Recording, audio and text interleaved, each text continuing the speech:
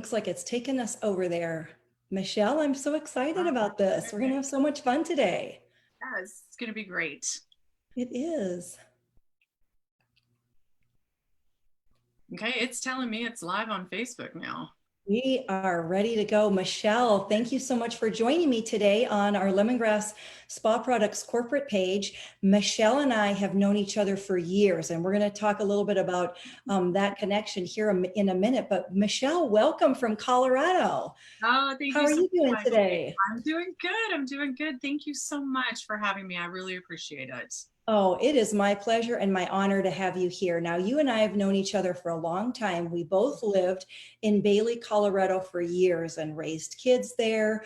You and I even worked out together Yes, in a boot camp class with our dear friend Katie. So much fun. Well, yes. there was a lot of sweating and heavy breathing, I will say that. And I can't say that I kept up with you, Michelle, but it was so much fun cheering each other on in a group of women that was so empowering. And I know you've always been a healthy eater, in great shape, all of these things.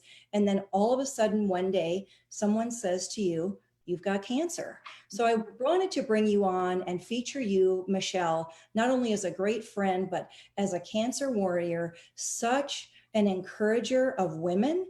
And plus, you're also a female entrepreneur. So tell us a little bit about your business, what you do, and then your story about how you got here, Michelle. Okay, well, thank you. I appreciate it. My husband and I actually started a strategic marketing agency. We're going on our 7th year now, and we're very excited about it. And oddly enough, we worked primarily within the healthcare industry, but we did help other companies as well. And once I received my diagnosis, which was 4 years ago this month, it was sort of a natural progression to just focus mainly on the healthcare industry because it is the #1 searched industry online. And that led to me figuring out that doctors needed to be better at presenting themselves online. So, because when someone gets a diagnosis, for example, breast cancer, you don't want to spend hours and hours searching online. So, we have worked with doctors to really help them create a better online presence through strategic marketing with their social media, their Google business page, and things like that. So savvy, and congratulations on all your success with your husband with this business called Top Hat. It's wonderful. So take us back to that day 4 years ago, and talk to us a little bit about what happened, and then your journey since. Okay. Well, it was, I went in for a mammogram and I hadn't been in probably 2 years, remodeling the house, life gets crazy. It's just, a myriad of excuses. And then I went in and I was always used to getting that second call because of the dense breast tissue. And I got the second call, which turned into a third call, which turned into an ultrasound and then them wanting to do a biopsy. And where the areas of concern were at, they weren't close enough to just do one biopsy. They had to do two at the same time. So it was a rather interesting journey. I did have the biopsies on a Friday and had to wait the entire weekend for my results. I do not recommend doing that at all. But I do remember that when I got that call, I mean, literally time stood still. I was like, this cannot be happening. This is not happening. I had no history of cancer in my family. Like you said, I mean, I was perfectly healthy. My husband and I hiked, we skied, I worked out. I do eat healthy, but I have the occasional cheeseburger and Mexican food and all that good stuff.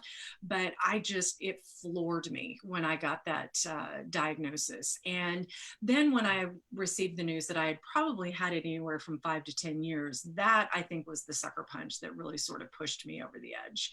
But it's been an amazing journey. I was very lucky in the fact, even though I had 6 tumors on the left side, I did not have to have chemo or radiation. I did have a bilateral mastectomy, and there's been issues with that off and on over the last 4 years. But it's, Heidi, I tell women that every woman's journey is her own when she's going through breast cancer, and there's no right or wrong way to experience it or live through it or how you deal with it. It's your personal journey and you have to do what feels good for you. Absolutely. So fast forward, you're involved with cancer therapy and you've done the surgery, and now you're wanting to report back to your friends and family because they're curious about your progress. hmm Yeah. So oddly enough, I've created a website called the Boob Report, and it started as a private Facebook page, a group page for my friends and family to keep them updated on my progress and how things were going. With that page, a couple of my friends received a diagnosis of breast cancer. They were motivated to go get their mammograms and unfortunately got their diagnosis, but they're both doing good now. So my husband looked at me and he was like, you have to do something with this. So on the suggestion from some other friends, I bought the domain name, I've trademarked the name. And what it is basically is it's a website starting out here in the Denver metro area of all the local resources for women who have been diagnosed with cancer. Best place to get a bra after a mastectomy. What are some treatments you can do to help yourself get through chemo, some salves, some things that you can do for that. Why physical therapy is so important, why you need to pay attention to the signs of lymphedema. There's a ton of great advice out there and information, but searching for it and getting the real advice is a little overwhelming. So I wanted to have that all in one spot. And so we're going to be doing a soft launch of the Boob Report website next month to celebrate Breast Cancer Awareness Month. Good for you, and congratulations, Michelle. Your husband was absolutely right in encouraging to do that, because when you've done all that research, you're already accustomed to search engine optimization, how to get in touch with people. But you go to Google, and I'll just be honest, there is some outrageous information on there, some things that are truth, not truth, and also just some scary stories. And I think if you want to be in that place of positivity and encouragement, going to a place like what you have, and especially a group where it's like-minded people staying positive, where can I go for help and getting encouragement, it's definitely the place to go. So we want to be able to support you here at Lemongrass Spa. And I know that you've been a great, not only customer throughout the years, but you've recommended us. So we really appreciate it, because we do have healing natural products, but also so much of this is mindset and getting the doctor's recommendations as well as looking for alternatives. So, I'd love some top tips for you. Number one, prevention. What are you saying to women going into October Breast Cancer Awareness? First of all, I know you're going to say don't avoid your mammogram or your breast exam, number one. And then what are some of the other things to layer on there, Michelle, coming from your experience?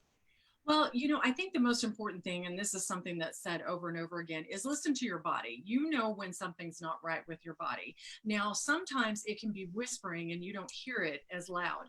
The type of cancer I had, I would not have found through a self-breast examination. It had to be found through a mammogram and the digital imaging. They do have the digital imaging mammograms now that are a lot better, so that people who are concerned about the mammogram itself, go with friends, talk to your female friends.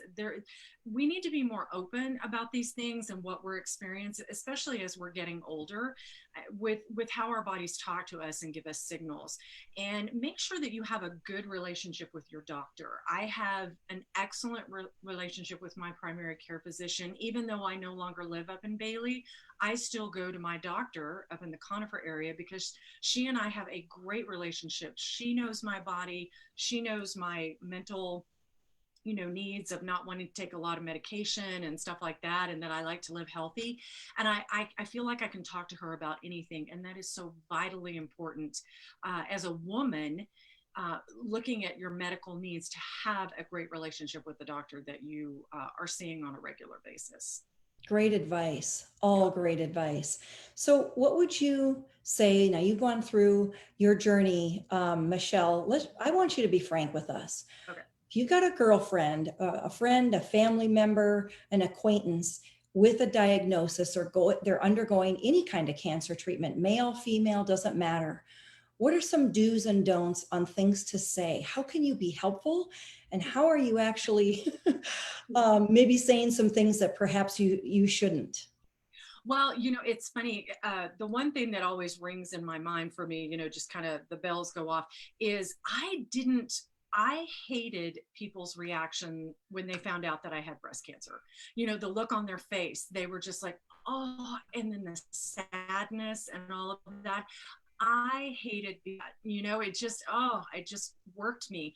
But I think the thing that I appreciated most is, you know, my friends, they were like, oh my God, this absolutely sucks. Why is this happening to you? You know what? I really don't know what to say. I don't know what to do, but I'm just going to hug you and love you. And I'm here for whatever you need. You know, honestly, Yeah, I that's love it. that. Just say, you know, I don't know what to say. And I'm going to say the wrong stuff, but just know that I'm here for you. I'm here for you for whatever you need. And if Mhm. someone doesn't reach out to you right away, or they're like, you know what, I appreciate it, but you don't hear from them for a little while, it's okay to check in on them, but don't take it personally, because, you know, I got to tell you that phone call, I still, every now and then, I still have a dream of getting that call. And the feeling that you get, I was talking to a mutual friend of mine who was diagnosed right around the same time I was, and she literally almost died twice. And she said, there's just, you know, there's not really anything that someone can say to make it better. And that's okay. You know, it's not their job to make it better. So if they just say, look, it sucks, and oh my God, I'm so sorry, and I love you, I'm here for you, whatever you need, I'm here. Mhm. I love that. Michelle, that's really good advice. Not having walked that journey, but knowing so many people who have, there is that tendency to either say, I don't know what to say, so I'm not going to say anything, Yeah. or wow, I probably could have reeled some of that back in a little bit too much. But Michelle, thank you so much for that. So tell us how we can support you as a community, because I know that your big goal, and I know you're that kind of person, you have lofty goals all the time, Michelle, because you're a business owner. You shared with me one of your big goals for this, for Boob Report. Yes, yes, my big goal. So, and I'm putting it out there in the universe.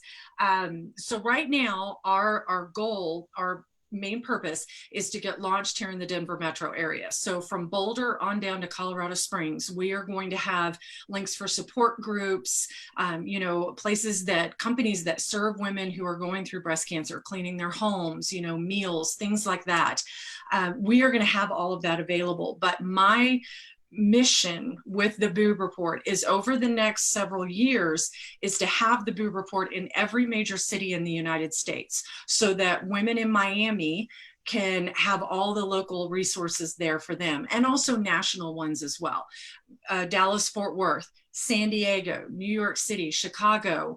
I want there to be a Boob Report in every major city, so that women know that they can reach out. There can be online support groups. If you want a more religious based support group, we're going to have access to that. If you want non-secular, whatever the woman needs, if she decides to go a chemo radiation route, that's great. We're going to have that information for you. If she decides to go a more holistic route with supplements and, you know, more nature way, we're going to have that for you. There's no judgment. We just want to have the most precise, concise, and true information that we can have for women across the United States. You're meeting women, and I would imagine some of their family members, and maybe men and children too, depending on what they have going on in their lives. You're meeting them where they are, Michelle. And that's what I love so much about your mission, your goal, the holistic approach that you've taken to all of this. And you're still regularly seeing your physician for ongoing treatment as well. And so congratulations for all of the things that you're doing to help other people first. That's incredible.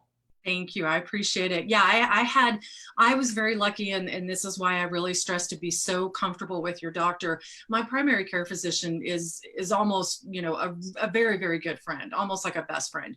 My oncologist, I actually switched and went to a different oncologist because I wanted someone who would listen to me and understand that I really wanted to go as homeopathic as I possibly could. So any information I brought to him, we looked at it together, and he was very open to me being in charge and saying what I wanted and what I needed.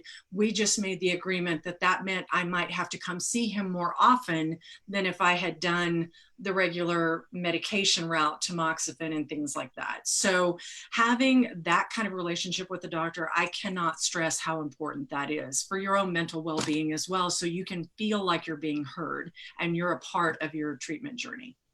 So for our listeners out there, our lemongrass community and customers, how can we support you? Visit the Boob Report, obviously. You can keep us posted on your progress, Michelle, with the relaunch of your business next month during Breast Cancer Awareness. And is there anything else?